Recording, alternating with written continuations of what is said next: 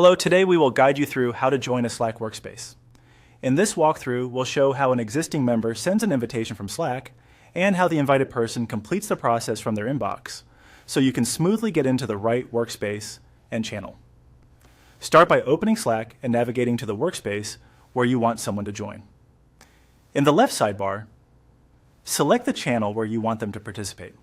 Opening the channel first helps ensure your invite places them exactly where they need to be for quick onboarding and context. In the channel view, look to the top right for the members area.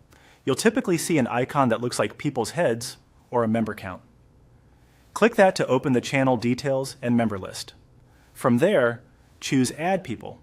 This is where you'll set up the invitation that brings someone into both the workspace and this specific channel. In the invite field, enter the person's email address carefully. Using their primary work email helps Slack match or create the right account and prevents delays. Depending on your workspace's settings, you may see options or permissions. That's normal and simply reflects how your organization manages access.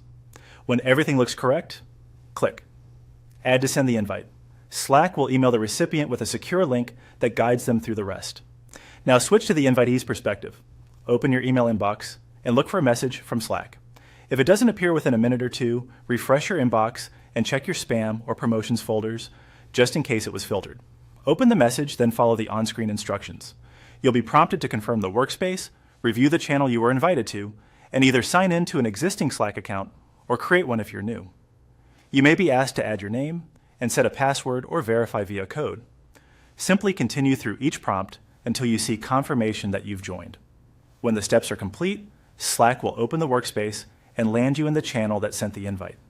Take a moment to read recent messages so you have context, and consider sending a brief hello to let the team know you've arrived. If you run into permission issues or the email never arrives, reach out to the person who invited you or your workspace admin for help. That's it. By starting the invite from a channel and completing it from your inbox, you'll join the correct Slack workspace and be ready to collaborate right away.